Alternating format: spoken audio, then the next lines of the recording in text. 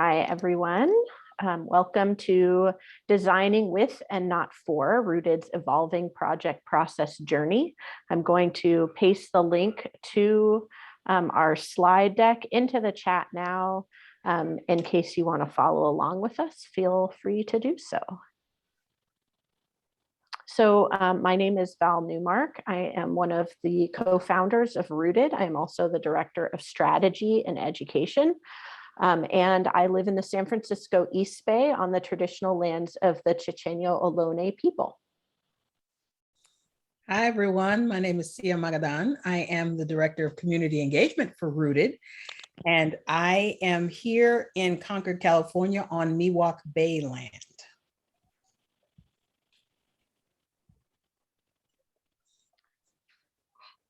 And so as we are getting started, one of the things that we do when we are working with different organizations or groups in designing is, and what we invite you to do, is to just share in the chat your name, organization, and pronouns and where you're coming from, making sure that we're doing our part to do land acknowledgements.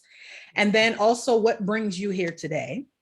And then finally, any accessibility needs that you want to share. And for those who are unable to access the chat, please turn on your mic and let us know. We found in previous trainings that there were different, I think the assumption is always that people can just type it in the chat, but you have some people that have varying disabilities, and that's not an option. So at this place, we invite you to unmute yourself and let us know. But please take a moment and share with us in the chat your name, pronouns, and any accessibility needs that you feel comfortable sharing with us at this time.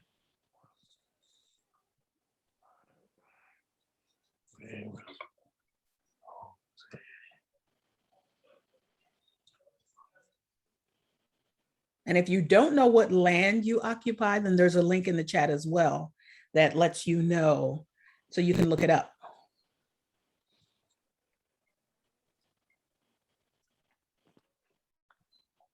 All right. Well, thank you all. We'll keep going. A little bit about Rootid. In partnership, we co-create necessary spaces for strategic thinking, sustainability, and growth using communications and technology as vehicles for positive social change. We envision a world where those most impacted are prioritized and communications and technology are used to heal and empower rather than divide. And you can find Rootid community members now across the country, coast to coast, which is always exciting. If you don't have access to the chat, here is the link also to our slide deck. It's bit.ly/rooted_SFDUG21_design with. So you can either copy that from the chat or type it in if you need access to that now. So a little bit about our process and who we are and what you're going to be learning today. For a few years now, Rootid has been reframing all of our work in alignment with the Design Justice Network principles and the liberatory design process. Before we go any further, let me just say that if you don't already think of yourself as a designer, now is the time. Anyone who produces something with intention, affects or creates forms or patterns or structures of any kind is technically a designer. And sometimes we'll get into debates between designers and developers, of course, but really we're all designers in our own ways. Developers out there, you decide the structures of your Drupal sites, how you're going to build them, and you do so with intention towards some clear outcome. So yes, you too are a designer. And design justice rethinks design processes where it centers people who are often underrepresented or marginalized by design and uses collaborative and creative practices to address the deepest challenges that our community members are facing. There are 10 principles put out by the Design Justice Network, and we really highly suggest taking a look at them, and I'll paste the link into the chat, but you can also just look up designjustice.org and read the principles. And here you can see on your screen is principle number 1. We use design to sustain, heal, and empower our communities, as well as to seek liberation from exploitive and oppressive systems. Today's session is going to be focused on how we put these principles into use through the liberatory design process. So let's get started. Oh, it happened again. Just a second. Sorry. There. Okay. All right. So in general, when we're working with clients or various audiences, we like to begin by putting out these community agreements. And before we start with any training or coaching, we set the foundation by having everyone read through these and just basically agree to adhere to them during our time together. And what this does is sets the tone for how the partnership and the process will be working towards sustaining, healing, and empowering. So what I'm going to do is just read through them for us all, for those who are unable to see them. And, you know, in general, the former third grade teacher in me just likes reading to people. So here we go. First, a community agreement is approach with curiosity, be open to new ways of doing and thinking, sit with discomfort, accept and accept non-closure. Engage and be present, practice mindful listening, which is sometimes really hard because there's so many things going on and people are pretty much zoomed out. Be aware of power dynamics, consider the space you consume, and be willing to share space. Speak from your experience, always assume best intent, and acknowledge the impact of your words on others. Accept restraints as presented. And that's from other participants that may be in your sessions or your breakout rooms. Ideate, yes, and embrace being messy. Put aside perfectionism. Those of us who want to have our type A's, if you will, this process allows for you to let your hair down a bit, if you will. What's shared here stays here. What's learned here leaves here. And I often refer to this as Vegas rules and Sesame Street rules. Be willing to slow down, notice, and name what is coming up in the room. And when we say notice and name what's coming up, we're talking about feelings, we're talking about thoughts, we're talking about just as you all are getting into conversations and design and processing is happening, sometimes there are people being affected. And be willing and be okay with, you know, naming these things and articulating what is happening. Most importantly, take care of yourself and have fun. And then we generally open the space. If there are any other community agreements that folks want to add, we invite them to drop it into the chat so that we can, and then we invite people to also take these community agreements if they like them and implement them in their own workspaces. Yes, thank you for saying that, Sia. We really, you know, we work at the heart and feel the heart and soul of open source. And so please always, anything that we share, any of these documents that we're sharing, we have places where we're acknowledging who the content has come from. And so please always acknowledge that, but use it for whatever purposes you would like. We want to spread these kinds of things out into the community. So as many of you know and have probably experienced, design work is fraught with power and identity dynamics. Too often, the design process does not center the needs of those most impacted by its outcomes. And as designers and developers, we actually hold a lot of power and responsibility. And if we see ourselves only as experts versus seeing ourselves as facilitators and amplifiers of community members' voices, particularly those who have been historically underrepresented, it is very easy to reproduce the very inequitable outcomes that we're seeking to change. As many of you know and have probably experienced, this doesn't just happen. We have to begin by taking a look within ourselves and our teams and within the systems in which we're working.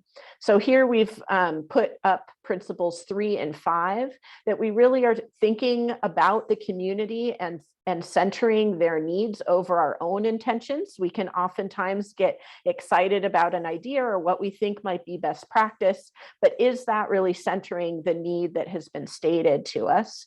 And so this goes hand in hand with seeing our role as a facilitator rather than an expert. Sometimes the expert answer isn't actually the answer that's going to be best for all those involved. There may be a perspective, a lived experience that we don't understand or that we don't feel close to, and so aren't really absorbing and being able to embody its meaning.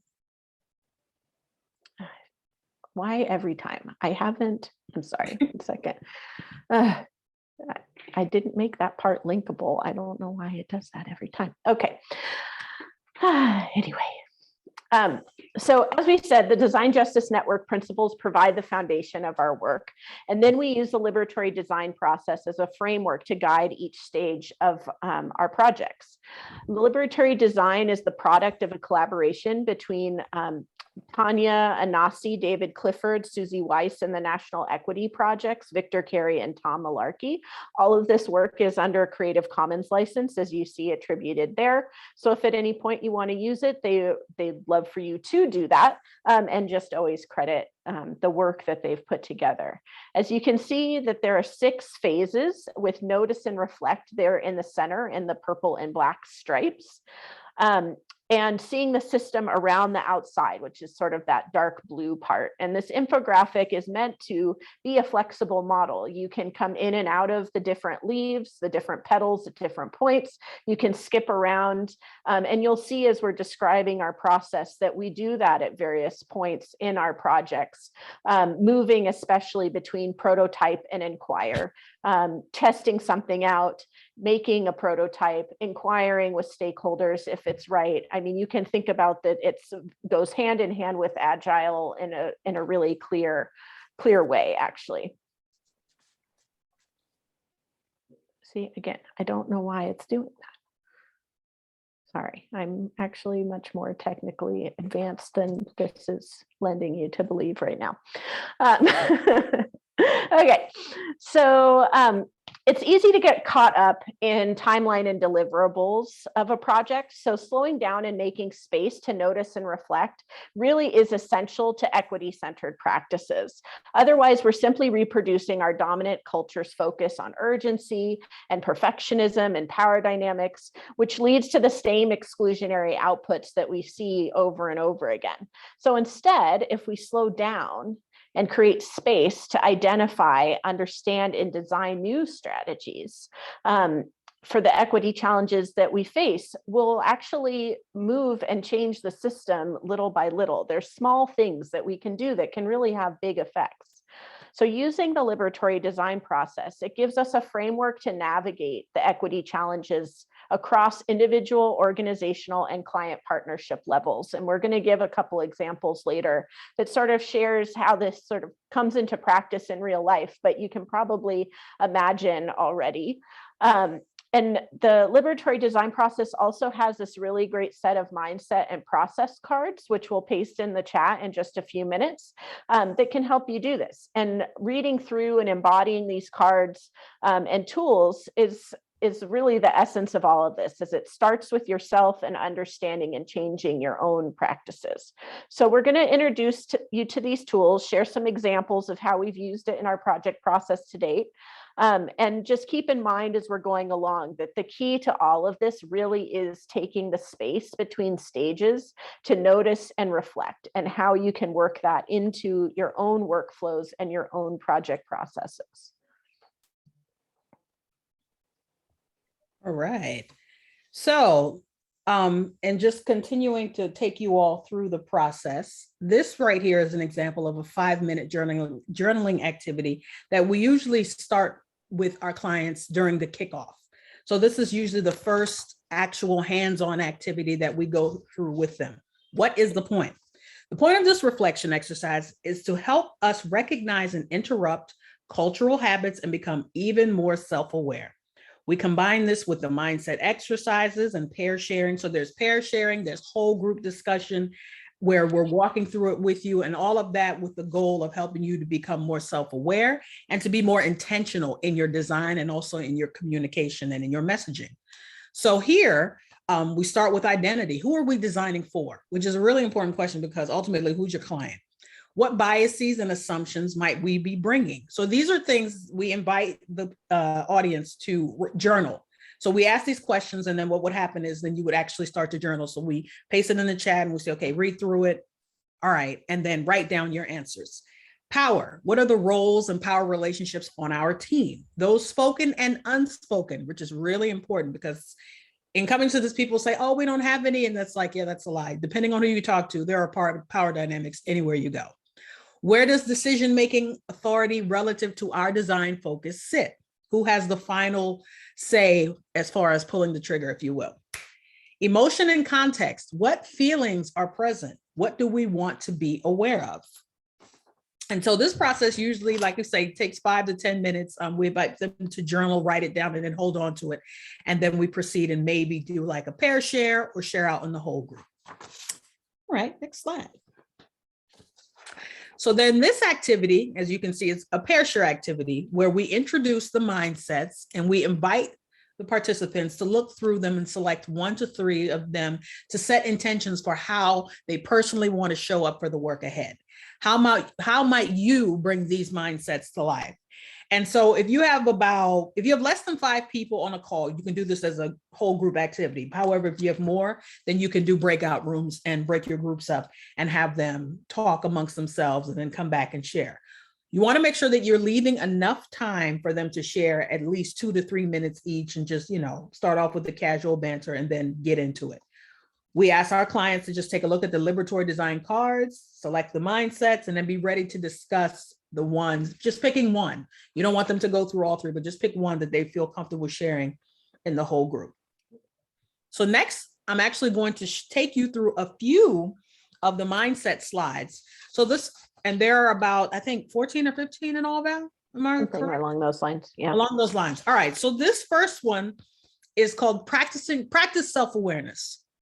And this is you asking yourself, what is unfamiliar to me here? How am I positioned relative to privilege, oppression, and how might my identity, whether it be race, class, gender, language, impact people and our process? And so in the self-awareness mindset, you're thinking about the fact that who we are determines how we design.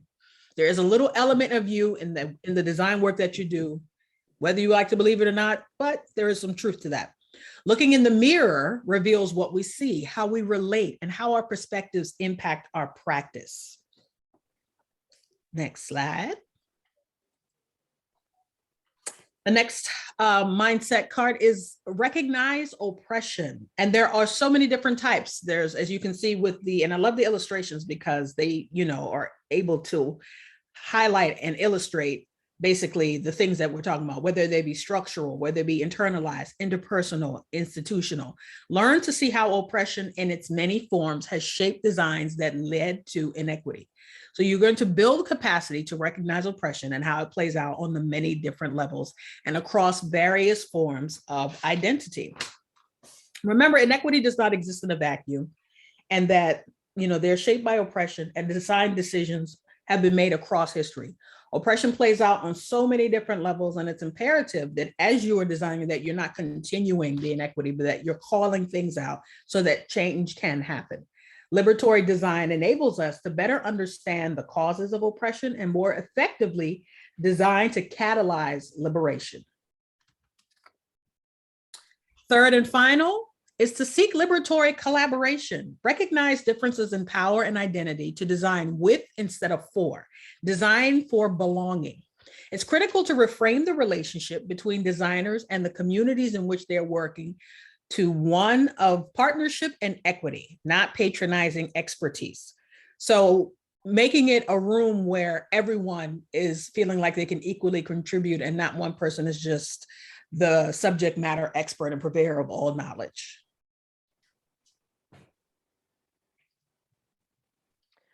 All right, so to the juicy part here. Here's our actual project process model. As we shared, creating space to notice and reflect at each stage in the design process is a really important way we can continue to design with stakeholders rather than for them. And spending the time needed to really understand their values, needs, and motivations and iterating on ideas as we go allows us to center their voices and prioritize the impact of our work over our own intentions. So now that we've shared how projects begin and have given you a little bit of insight into, how we lay the foundation of new client relationships through community agreements and reflecting on our mindsets, we wanted to share how we align each stage of our process with the different phases of the liberatory design framework. So as we said, we begin by noticing and reflecting, and notice that again, that we do this multiple times. Then we continue through the see the system phase by working working with clients to examine their why, how, and what, and really thinking about how they're putting their values into practice and how their vision and missions are being actuated. As you can tell, Rootid works primarily with nonprofit organizations, but this is true in the for-profit sector as well. And so what we're thinking about is how their why, how, and what is being is coming across in their communications, operations, and programs. And we call this examining your why, based on the Simon Sinek video around why, and that we really are trying to connect with what people's core values are and move them based on what is going to connect them to our organization on a more deep level. So once we have a clear understanding of the dynamics in which a project sits, we move into the empathize and define phases where we map the full landscape of audience experiences, both who an organization works directly with as well as indirectly. And we spend a considerable amount of time identifying those common values across the different audience members, as well as their needs and motivations, and continuing to identify any equity challenges that we might notice as they arise. Examples of this are things like considering which audience members' perspectives may have been underrepresented in the past versus which audiences and voices may have carried too much weight. In the nonprofit sector, this tends to be donors versus the most impacted individuals. So the ones that are actually receiving services from an organization can oftentimes have the least amount of power in their voices. And this is true across corporate America as well, right? Like where the money is, oftentimes will carry more weight than the places where the most impact is really happening. At this stage, we often visit the transforming power mindset card, which I'm going to show you in a couple minutes, and we'll ask ourselves how are we working with those most impacted, and to what extent our design solutions are transforming power, and how do we know if they are? And what do people in the communities identify as the needs and challenges, and how do we center those needs and challenges in the outcomes of the website we're building, or the branding that we're creating, or whatever the actual tactical asset might be. From there, we move into the Inquire phase, where we co-design and develop stakeholder interviews, surveys, and focus groups so that we can validate or invalidate the assumptions that we've made in the previous stages. And then we can learn more about what we don't know that we don't know. I always say there's a little bit of magic in the stakeholder interview. You never know what you're going to get going into it. You can plan it, you can craft the most perfect questions, and you always end up with learning something that you didn't realize that you didn't know yet. And it's just this beautiful moment that takes you to the next level in whatever the project is that you're building. So here we want to focus on understanding more deeply, and have we invited multiple perspectives and created an environment that encourages everyone to share ideas without fear of judgment. That's the kind of most important piece of the Inquire phase, and especially because we return to the Inquire phase many times through the back end of a project. Next, we move into Imagine and Prototype, where we develop a motivation and needs-based approach to our website content strategy through sitemap and wireframe creation. During this phase, we'll often ask ourselves, are we making our brainstorming processes accessible to everyone? Did we choose methods that allowed people to contribute according to their strengths, whether it be visual, verbally, or physical? Are we giving ourselves permission to consider ideas that may not feel possible in order to move past status quo solutions? And sometimes, it's easy from a designer's perspective, we can come up with in the design, kind of whatever we want, but maybe there's, development implications to that thing. And we're not necessarily saying that those are the status quo solutions. It's more that, are we designing with the right thinking being presented at the center of our work? And maybe that the answer to that is starting with what the developer can do within budget or within time frame, or using tools that are the most accessible to audience members, and then taking that into the design process and vice versa. And so ultimately, we're trying to build out a prototype that will help us learn about the situation, system, and problem in a new and different way, which is oftentimes why we then will either test it, go into the try phase, or move back to Inquire and test it with stakeholders for feedback. So when we do enter the try phase, that's where we're really developing and launching a website. And we're, again, like I said, continuing to circle back, getting stakeholder feedback, doing A/B testing of different functionalities, and designing attributes that we can continually improve our outcomes. So at all times, this is about experimentation. It's about letting go of perfectionism. It's about trying new things. It's, it's agile development in many ways. And so it should, feel relatively similar to some of the things that you already are doing. It's just framing them slightly differently. So here we ask ourselves, how are we creating the conditions to try our prototype so that it feels it's safe to fail and that we're going to learn something without risking harm? Because sometimes you can build something or do something that will inadvertently harm a community of people that you just weren't even realizing that that was the case. Like the example that Sia said earlier, and we're going to get to this in a little bit again, but where we realized that by asking people to only put their information into the chat, we weren't giving enough space to people who didn't have accessibility to the chat and therefore doing harm to them. And so we're going to make mistakes, but we constantly need to be reflecting and figuring out what we can learn next, what new understandings have been revealed about an equity challenge, and what opportunities do we have to interrupt those challenges and interrupt inequity in general. So obviously this is a really quick overview of our project process, but for the sake of this presentation, we're going to focus on sharing an experience that shows how our liberatory design in process with an actual client. And I'd like to read this wonderful quote. Whatever we know, it is not sufficient. We can't see enough of the whole. We can't figure it out alone. Somebody sees something that the rest of us might need. And that's by Margaret Wheatley.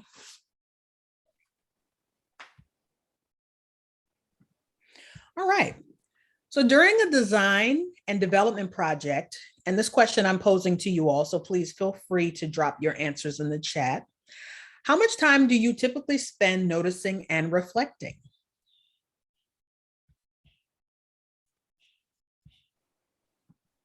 If we had the Jeopardy music, it would be right now. Yeah. But right now, just hum to yourselves.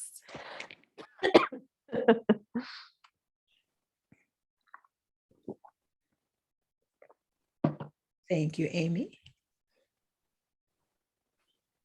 June has written, not enough. Not enough, or even aspirationally, how much time would you like to spend noticing and reflecting? Or if it's something that you haven't really put much thought to, have you noticed that you didn't really notice and reflect? All right, next question. How often do you ask for and receive feedback from your various stakeholder groups? You can also put if you are someone who welcomes and enjoys feedback or someone who's like, yeah, I'm not a feedback fan. How often do you ask for and receive feedback from your various stakeholder groups? And also think about this from the perspective outside your immediate team. Mm-hmm. Because we sometimes can get stuck in our own sort of like echo chamber with each other.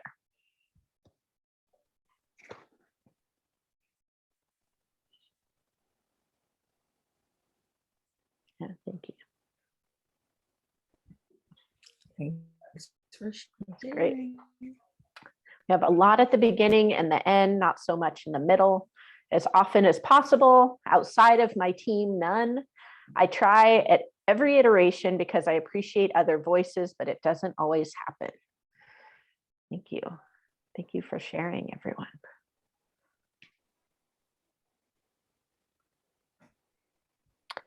So the first example I want to share is related to slowing down, noticing, and reflecting. As we said earlier, we use these reflection exercises to help us recognize and interrupt cultural habits and become more self-aware. And the key to this is cultural habits. The first example of the liberatory design process in practice is actually related to the redesign of our client meetings.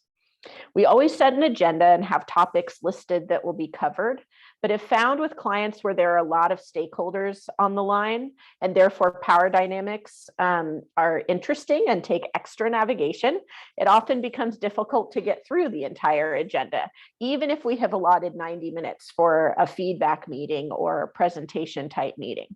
What we noticed recently with a particular client was that there were some especially challenging power dynamics that were going on amongst members of this client team. And meetings were becoming more tense and sometimes confusing, and at times I would say even chaotic.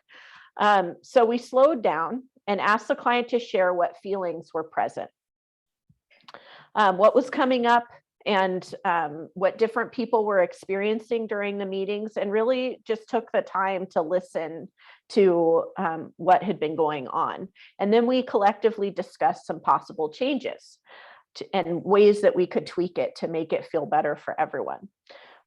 Since that time, we've redesigned our meetings with designated themes, where we explicitly list out when we'll be collecting feedback, when we're presenting new information to them, and what time will be allotted for question and answer, so that there's not as much sort of milling around where people with more positional power are taking up more time in the meeting, and then sort of balancing that out with everyone trying to have their voices heard. And so in general, because it was this sort of like never-ending dance and looping around that was happening, we were able to also bring our community agreements back into the forefront. So we always, like we said earlier, will start projects with community agreements, but we don't often visit them during every meeting.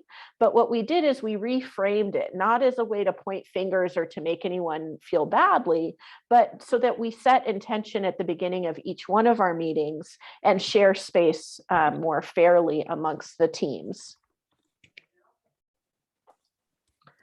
So this, as I mentioned before, this is the other card, the work to transform power.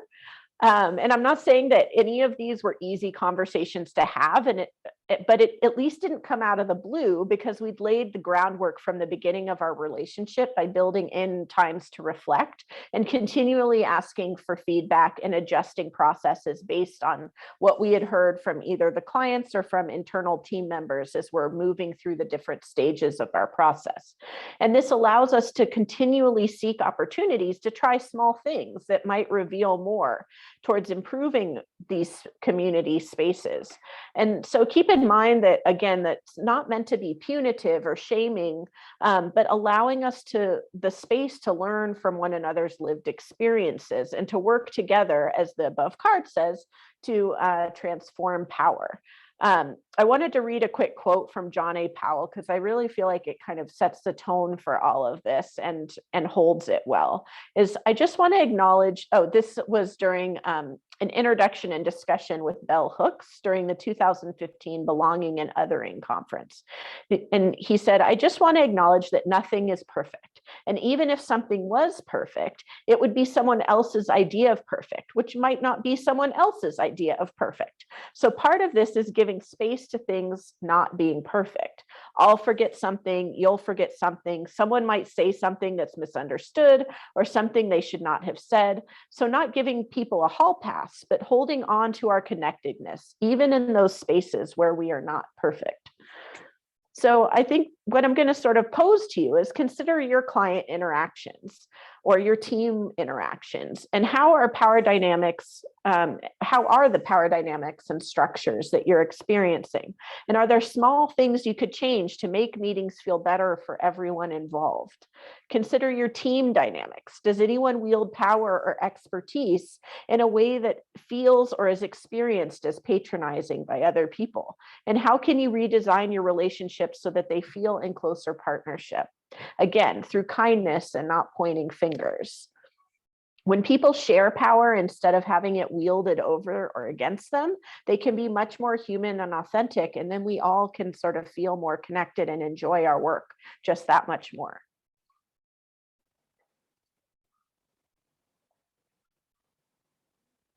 Oh, did you want to share this one, Sierra? Did you want me to keep going? I just realized. Okay, keep going. So the second example we sort of already alluded to, but it was at the Nonprofit Tech Summit just last week. And like we said, though this is a community event and so not necessarily like website related, we still felt like it was a good example of how when you create an inclusive environment and start things out in this way so that people can bring their fuller selves, they'll feel more included and therefore share with you more freely. So what happened is that we were, at the beginning, like we said, we had our agenda and we hadn't made the space for people to share out loud. And so then this participant shared with us during the discussion after the first breakout session. And when they did share this accessibility need and then shared back with the whole group sort of the details and explaining what had been missed and why, we felt like this was such a gift that they had felt comfortable and safe enough to share this information with the entire group, because we had created a space and we're sharing a space for bravery, and that they knew that they would be heard and that it would be accepted and absorbed. And so, Sia and I reflected on this after the summit, and immediately changed our slides for things going forward, because it was, it's an obvious oversight now that we think about it. But the key was that we're not going to shy away from these moments. We're going to make mistakes. We always will, but it's okay. And we can be brave and we can acknowledge them when harm has been done, and then make the necessary changes going forward and know that next time we'll have done better.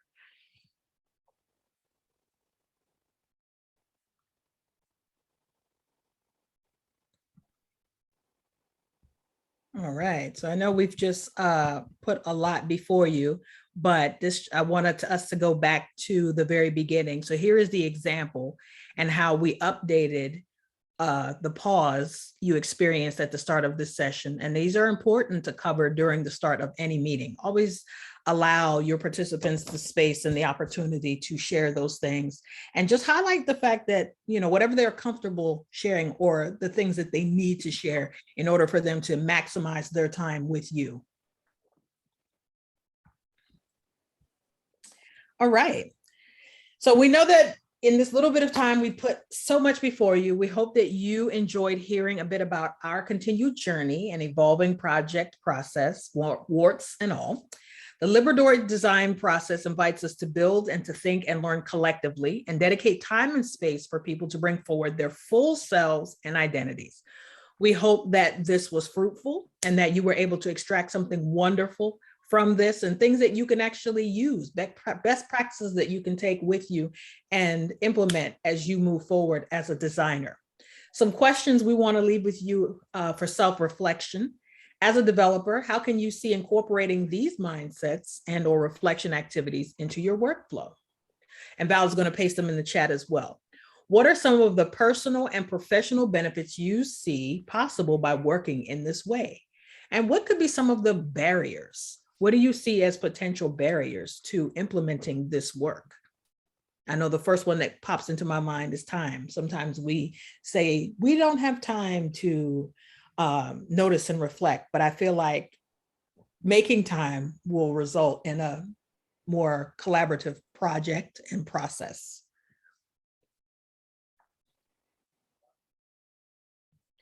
So the last, oh, go ahead. Oh, no, go ahead.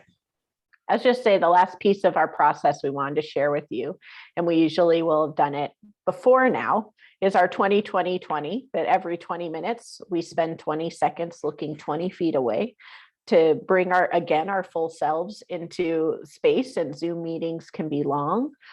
So we'll just invite you before we go into our Q&A to do a look away, a stretch, whatever you're feeling like you need to rest your eyes before we come back and engage with one another again.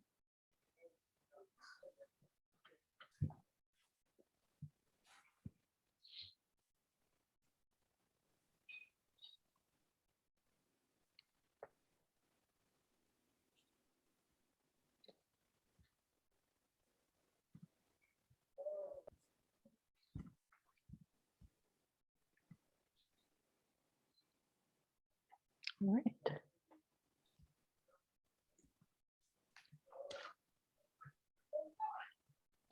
Now open it up for any questions or discussion. And thank you all for listening. I just have something to say, Valencia. I appreciate this because some of these concepts and techniques I like to take with me, but sometimes I'm reluctant to do it because of like the one eye roll in the audience from someone that feels this is like this, like, why aren't we just on with the presentation and why are we doing all of this? And I still sometimes struggle with that, honestly, you know, but having a presentation like this and like having all of those things that I think about, and even more, because you offer like a little bit more in like things that are really important to mention throughout the thing, I just really appreciate that.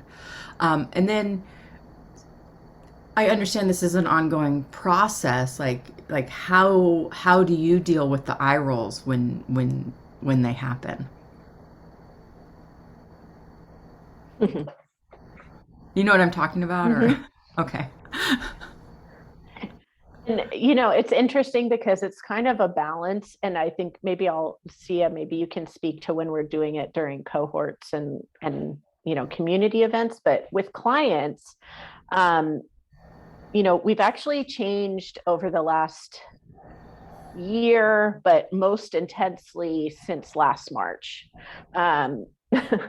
which, you know, we've gotten really intentional about the kinds of clients we'll engage with. So the eye rolling's not really an option anymore because we're really clear and we share the design justice principles and we share our intentionality during the sales process. Mm-hmm. And if they're not interested in that, then they either don't choose us, or if we're starting to experience red flags where we're like, there's going to be some inequities that are happening here, we call attention to it during the sales process. Or we, like, you know, Andrew will bring, because he's you know, does sales for us, he'll bring it back to the group and say, hey, these are some of the things that were said. What do we think? Or what do you want me to bring back to them and ask about? And so, you know, I'm not saying it doesn't happen, or that, you know, people won't sit and like sort of days off or be unengaged at times. But for the most part, it's even in those moments that like I'm getting better at slowing down and naming the thing when it's happening and say, hey, you know, I can see you're not super engaged right now. Like, is there something that we should talk about or address? But for the most part, people will choose us because we're doing these things. And I can see the shift in their dynamics as we are moving through the process. So yeah, I'll just stop there. See, I don't. The other thing sometimes is also to, you know, always one of the things in the agreements is like to assume best intent. I don't always want to believe that the eye rolls because you don't want to buy in. Maybe you're tired. Maybe you had a little one who was up late last night, and so you're kind of not really here and you're not really focused. However, you will have some people who are eye rolling because they're like, why do we have to do this? Can't we just get to it? Mm-hmm. And so that speaks to buy-in and being able to speak. And I always like to try to speak to, you know, the points that we talked about, being intentional, being reflective, I feel like the liberatory design cards are really about being a better human, if you think about it.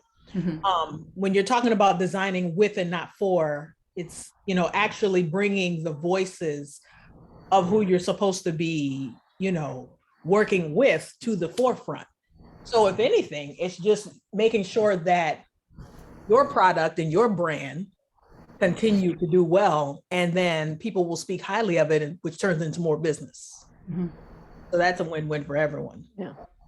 And I imagine just with any process, like as you move forward, you recognize it sooner, and you've developed mm-hmm. conversations or scripts that you can have in the background that really help you sort of negotiate that process as it happens. So, mm-hmm. Okay.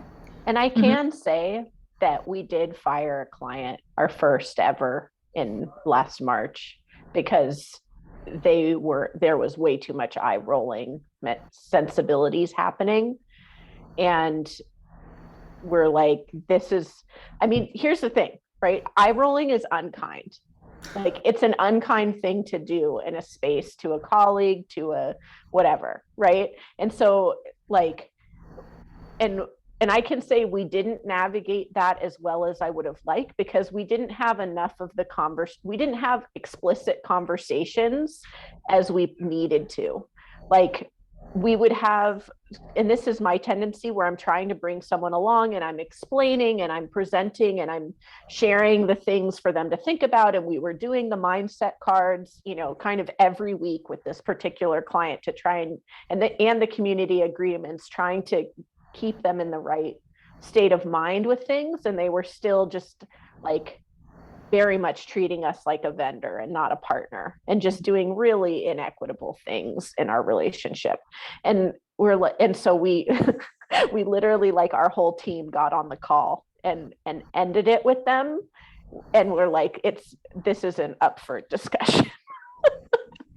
So like, we had never done that before, but it was because we had like gotten real clear on our values and what we would and wouldn't do anymore, that we then were like, no, this is clearly not, we're not going to even engage in trying to fix this. Oh, that's fantastic. It takes a lot of guts, I think, to fire a client. Yeah, it was not easy. I was like shaking the whole time on it. It's like counterintuitive, right? We need clients for this, and yeah. Thank you.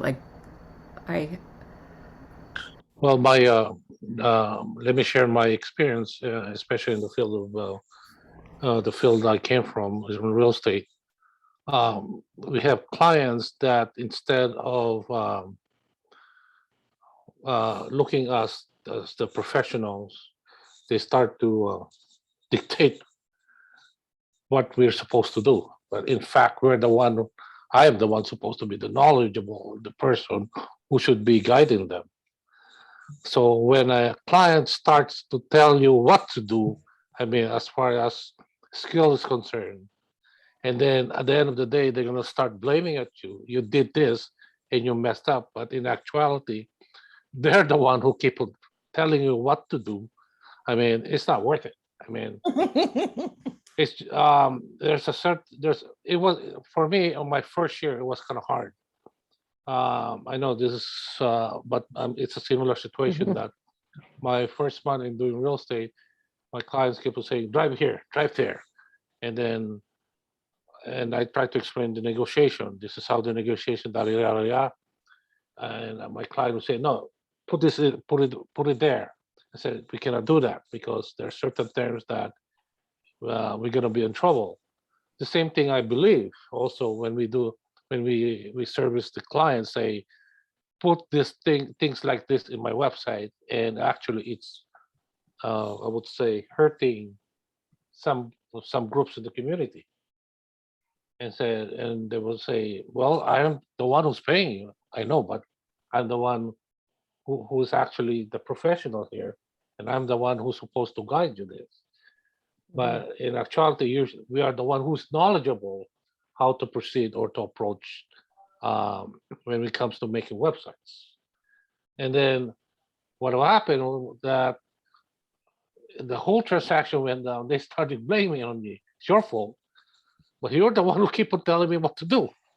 And from then on, I started to put the line and say, are you gonna let me talk, or do you want to take it over? And when they say, if they keep on saying, well, I'm the one who's the client. Okay, thank you very much. We shake hands. If you want me to refer you to somebody else, I'll let you know.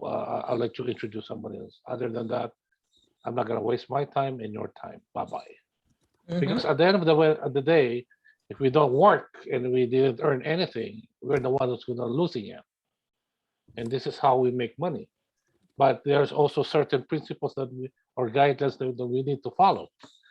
And when they can start pointing fingers on us, things gonna happen and say, why did you follow me? You were supposed to say no. So that's the whole point of that. I know it's kind of hard, but you know, when the business I came from, it becomes a regular thing. If I started saying that you're just wasting my time, then I just cut the line.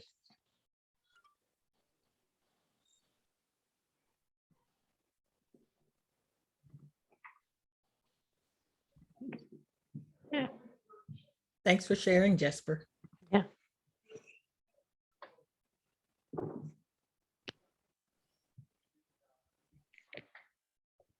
Yes, Tori, I agree. Definitely takes an Yeah. abundance, not scarcity mindset to fire a client.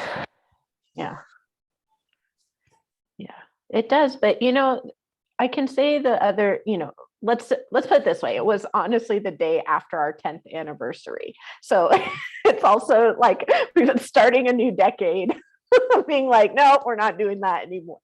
But, you know, so that's sort of tongue in cheek. But, you know, in earlier years, we didn't think that way. But I feel like the partnerships that we have as we've moved forward are just that much deeper, and clients that, you know, we engage with in just a much different way. Like, it's just in general, we are going a direction that's less transactional. You know, like, we won't just build a website anymore. That's like, people can't hire us to do that. And I get that definitely comes from a place of abundance and a place where, you know, we like have enough work coming in that we can make those decisions, but that's been from years of building retainer clients and relationships to be able to do that. And so I also acknowledge that that's harder in other scenarios. But I also believe in just people's humanity. And like, when you start from that place of like values alignment, you can just get that much further. And yeah, not everyone is going to be able to stay there with you, but I believe they want to, like, their actual core being wants to be good and be connected and do something positive together. Like, nobody wants work to feel like crap. I mean, maybe some people do, but it's usually pretty easy to tell those people. No, and I think the values alignment helps a lot with like employee retention and happiness. Your, you know, Andrew or Sia doesn't have to worry about working on with an icky client because you don't have any. You know, that's admirable.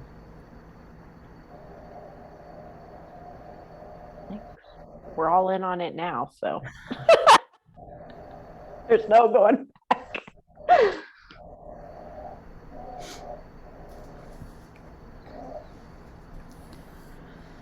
Are there any other questions? So I think I might turn off the recording, or I'll turn off the recording and people can talk more candidly.